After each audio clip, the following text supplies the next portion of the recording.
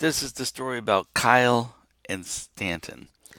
Kyle and Stanton are sitting in the library one day doing their mathematical homework, and Kyle decides, oh, this is super easy right here.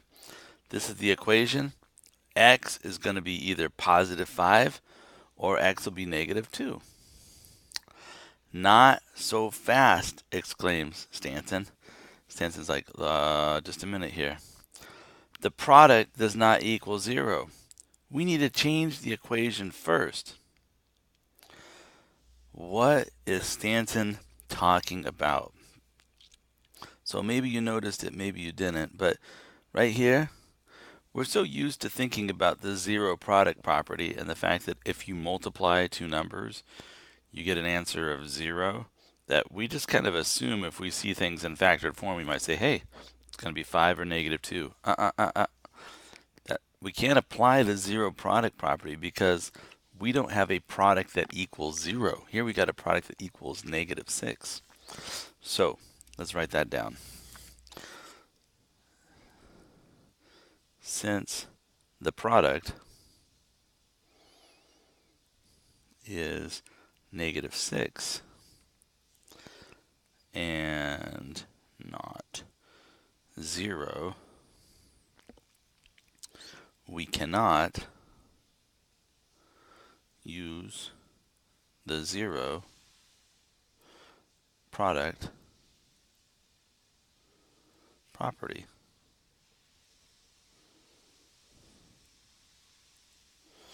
Okay, how can the equation be rewritten? Use your algebraic tools to rewrite the equation so that it can be solved. Well, one of the things we could do is we can definitely multiply x minus 5 times x plus 2. And when I multiply that, I totally get an x squared, a negative 5x, a positive 2x, and then a negative 10. Just double checking myself.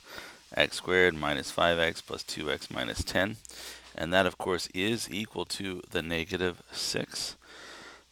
So if I clean that up, I'm going to get x squared minus 3x.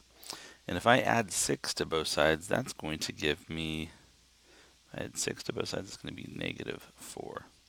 And that equals 0. Okay, there we go. Now, can that be factored? Not entirely sure. Am I going to have to use completing the square? Maybe. It says solve the equation from part D for x. Do your solutions match Kyle's? Remember Kyle, silly Kyle, he thought the answer was going to be 5 or negative 2 because he thought that the product was 0. So we need to solve our equation here. Let's see. So I'm just going to quickly create a generic area model. And in this corner, I'm going to write x squared and negative 4. And I need to break up that negative 3 so that it has a product of negative 4x squared. And it has a sum of negative 3x. So actually, this is pretty easy. Negative 4x and then positive 1x would work. If I multiply those, I do get negative 4x squared, and when I add those, I do get negative 3x, so minus 4x and then x. So my greatest common factor here, I've got x, this should be negative 4, this should be 1, and yeah, when I do multiply those out, I would get 4 there. So I get the answer is, well, I've got x minus 4 times x plus 1 equals 0. So that means x is going to equal positive 4 and x will equal negative 1. So do your solutions match Kyle's? My solutions do not match Kyle's.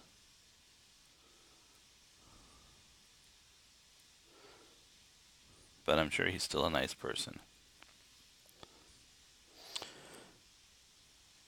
However, I am going to check my answer. So I'm going to enter x squared. So there's x.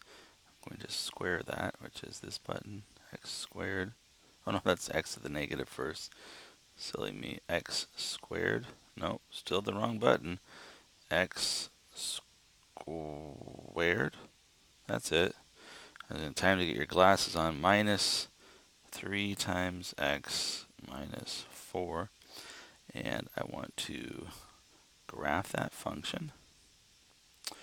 There it is. And I believe if I enter, what are my answers? If I enter positive, oh, no, I gotta go back to the graph. I have to hit trace first, my bad. So if I hit trace, now I can just type in a value of x. So I'll just type in positive 4. And I can see, yep, 4 makes it 0. It's right there. It's an x-intercept.